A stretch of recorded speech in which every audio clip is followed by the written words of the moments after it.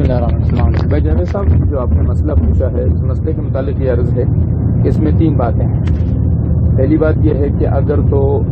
جو گروپ لیڈران ہیں وہ حاجیوں سے جب پیسے لے رہے ہوں تو وہ ان کو یہ کہیں کہ جی قربانی اتنے کی ہو رہی ہے، یعنی 500 کی ہو رہی ہے، 400 کی ہو رہی ہے، تو اس صورت میں اب اس سے کم پہ اگر قربانی ہو رہی ہے تو یہ زائد پیسہ ان کے لیے رکھنا یا لینا یہ تو شرعاً جائز نہیں۔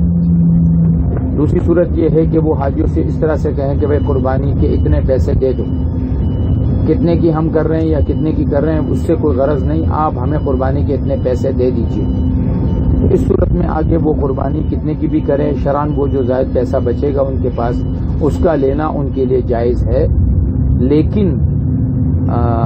ایسا کرنا یہ مناسب نہیں ہے۔ اس کی وجہ یہ ہے کہ دینے والے بظاہر اس انداز سے دیتے ہیں کہ جی یہ جو پیسہ دیا جا رہا ہے یہ چونکہ ان کو اتنی ہی کاسٹ پڑ رہی ہے۔ ایک تو یہ ہے کہ یہ حضرات اپنے پیکیج میں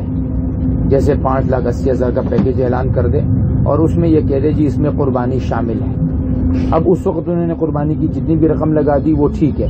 لیکن اگر بعد میں یہ قربانی کے لیے الگ سے پیسے لیتے ہیں تو اس کا مطلب یہ ہے کہ یہ لوگ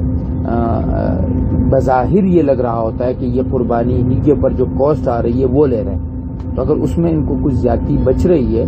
تو اگرچہ شرعاً اس کی گنجائش تو ہوگی کہ وہ جائز ہوگا، لیکن ایسا کرنا بظاہر مناسب نہیں ہے، کیونکہ اگر وہ زیادتی لوگوں کے سامنے آ جاتی ہے تو اس پر پھر لوگوں کو تھوڑا سا اشکال ہو سکتا ہے کہ دیکھیں جی ہم سے تو اتنے لے لیے اور یہ اتنے کی ہو رہی ہے، تو اس لیے یا تو پہلے سے لے لے یا پھر جو کاسٹ آ رہی ہے وہی لے لے، لیکن اگر انہیں کہہ دیا جی 500 دے دیجئے بغیر اس کی وضاحت کیے ہوئے تو وہ جو زائد جو کچھ بھی بچے گا اس کا لینا شرعاً ان کے لیے جائز ہوگا، مناسب نہیں ہوگا۔